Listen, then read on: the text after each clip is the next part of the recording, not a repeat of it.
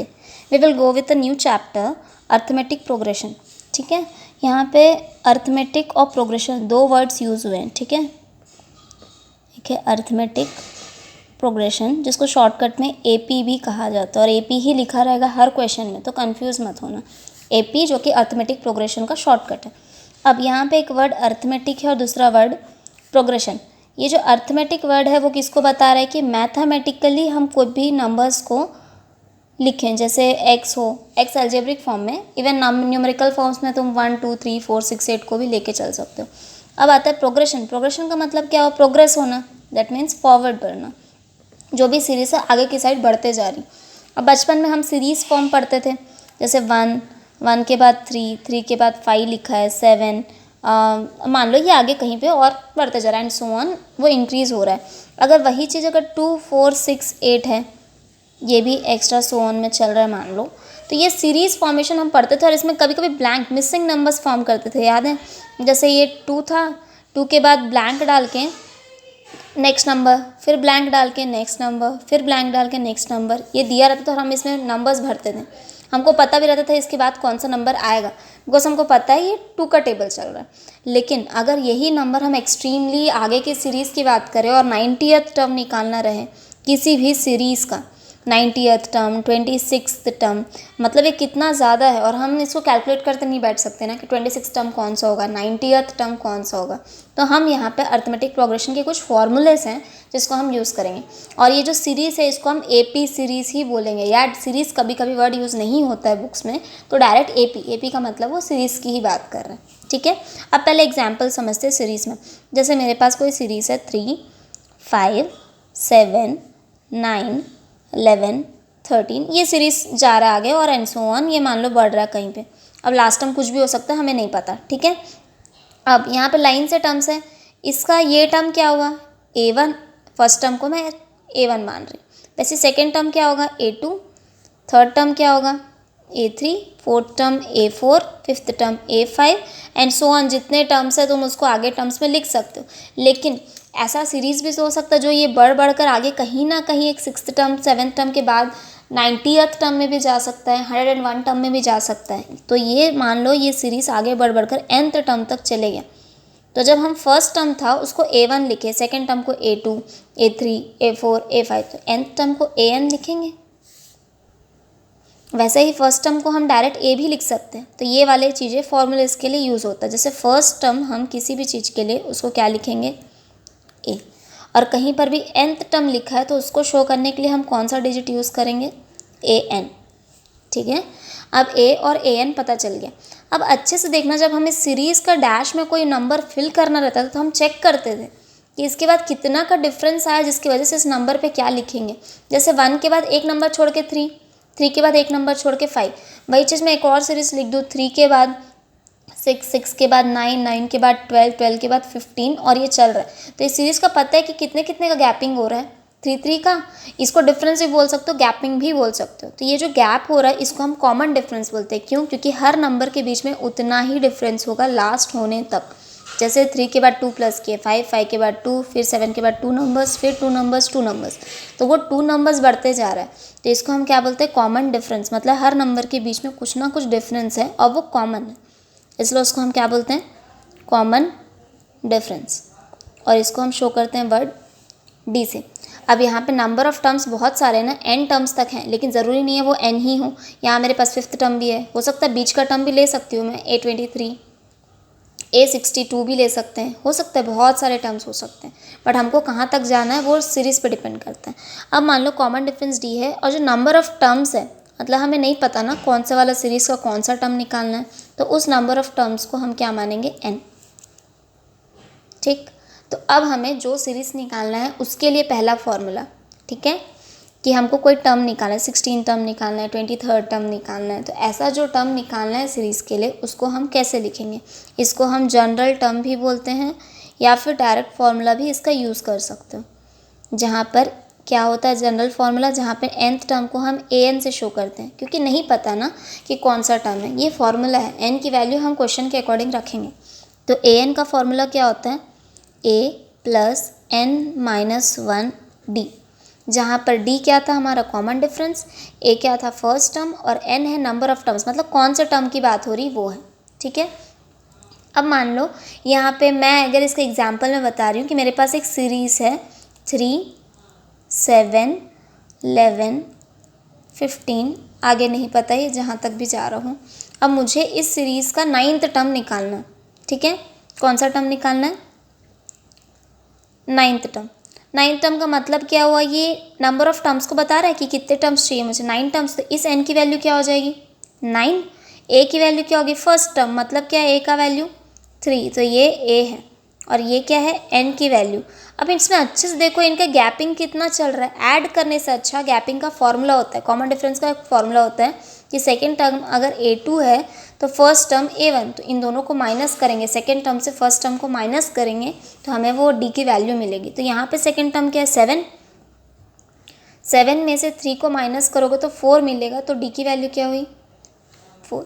अब मुझे कौन सा टर्म निकालना है 9th टर्म, तो मैं an को a9 लिख सकती हूँ। a9 हुआ मतलब 9th टर्म है। अब a + n - 1d फॉर्मूला है, a के प्लेस में मैं क्या रखूँगी 3 प्लस n - 1d, तो n - 1 में n क्या है हमारे पास 9 - 1, तो 9 - 1 d की वैल्यू 4 है। 9 - 1 क्या होगा 8, 8 × 4, इनको पहले ब्रैकेट सॉल्व किए, 9 - 1 8, 8 × 4 32, 32 + 3 35, तो a9 की वैल्यू क्या आई 35। ये निकालने का प्रोसेस, ऐसे बहुत सारे क्वेश्चंस आएंगे बट ये एक सिंपल सा एग्जाम्पल था कि इस तरीके से सॉल्व कर सकते। अब यहाँ पे देखो जो भी टर्म्स थे, अब हमारे पास ये a9 है, a26 है, a23 है, तो हम n की वैल्यू को चेंज करते जा रहे हैं। बट लिखने का तरीका, कभी कभी डायरेक्ट जनरल टर्म भी पूछता है, तब n की वैल्यू नहीं रखेंगे, याद रखना। जनरल टर्म पूछा मतलब किसी भी सीरीज़ को दिया है और बोल रहा है उसका जनरल टर्म निकालो, इसका मतलब क्या है कि तुमको सिर्फ फॉर्मूले रख देने, a और d की वैल्यू रखनी, बट n वहाँ नहीं रहेगा। ओके, n की प्लेस में वैल्यू रखे बिना कुछ इक्वेशन बन जाएगा, जो इक्वेशन आएगा वही तुम्हारा जनरल टर्म कहलाता है। ओके, मैं एक और बार रिपीट कर रही हूँ, अच्छे से देख लो कि जो सीरीज़ होता है वो किसी भी टाइप का सीरीज़ हो, नेगेटिव टर्म्स भी हो सकते हैं, फ्रैक्शनल टर्म्स भी हो सकता है, पावर वाला टर्म्स भी हो सकता है। बट ये जब हम प्रोग्रेस होते जाते हैं, मतलब फॉरवर्ड होते जा रहा नंबर, इसको हम सीरीज़ बोलते हैं। सीरीज़ का पहला टर्म बहुत ज़रूरी है बिकॉज फर्स्ट टर्म फॉर्मूले में यूज़ होता है ए में, तो ये ए फर्स्ट टर्म हुआ और ए से शो करना, ये मैं बताने के लिए a1 a2 a3 लिखी हूँ। तो ये ए फर्स्ट टर्म है। n की वैल्यू वो है कि कितने नंबर ऑफ टर्म्स तुमको निकालने हैं, ये नहीं कि जितने हैं वो तुमको दिख रहा है। और ज़रूरी नहीं ना, डैश के अंदर बहुत सारे टर्म्स हो सकते हैं, ज़रूरी है क्या कि हमको पता हो कि कितने टर्म्स हैं। तो ये कहाँ तक जा रहा है वो भी डिपेंड करता है, और ये जो जहाँ तक जा रहा है वो उसका लास्ट टर्म कहलाता है। ठीक है, तो पहले जो जितना टर्म्स है वो उसमें से फर्स्ट टर्म हमारे लिए बहुत इंपॉर्टेंट है। और कॉमन डिफरेंस मतलब कितने डिफरेंस के साथ सीरीज चल रहा है, उसके लिए हम सेकेंड टर्म से फर्स्ट टर्म को माइनस करेंगे। 5 - 3 2, 7 - 5 2, 9 - 7 2, देखो सब में कॉमन आ रहा है डिफरेंस, तो ये डिफरेंस है। तो इसको हम डी की वैल्यू में रखेंगे और एन की वैल्यू वो होगी जितने नंबर ऑफ टर्म्स हमको निकालना है। ठीक, okay, now we will start with last term. अब लास्ट टर्म क्या होता है, जैसे सीरीज़ में मेरे पास दिया हुआ है 3, 6, 9, 12। मैं ये सब इजी सीरीज़ इसलिए यूज़ कर रही हूँ ताकि तुम लोग भी इसको देख के जज कर सकते हो कि ये सीरीज़ हमको पता है कि 5th टर्म क्या होगा, 9th टर्म क्या होगा।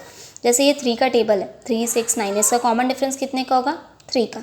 अब ये सीरीज़ लास्ट तक कहाँ जा रहा है, मान लो मैंने नंबर दे दिया है कहीं पे 63, मतलब ये 3 का टेबल चल रहा है तो कहीं ना कहीं 63 आएगा और इसके बीच में बहुत सारे टर्म्स हैं। बट ये सीरीज़ यहीं पे रुक गई है ना, यहाँ से स्टार्ट हुआ और यहाँ पे रुक गया, तो ये क्या हुआ उसका लास्ट टर्म। तो हमारे पास लास्ट टर्म जब दिया रहता है तो तब हम एक तरीके से सॉल्व करते हैं, ना कि an से। जनरल टर्म निकालने का तरीका था, अब ये लास्ट टर्म दिया हो तो कैसे सॉल्व करना है। तो लास्ट टर्म के फॉर्मूले के लिए लास्ट टर्म को शो करते हैं l से, जैसे फर्स्ट टर्म को a, कॉमन डिफरेंस को d, वैसे लास्ट टर्म को l से। और इसका भी फॉर्मूला सिमिलर होता है जनरल टर्म से, same as to as a + n - 1d, यही फॉर्मूला यूज़ होगा। लेकिन हम लास्ट टर्म की वैल्यू अब रखते हुए जाएंगे ताकि हमको पता चले कि यहाँ पे कितने नंबर्स हैं इस सीरीज़ में।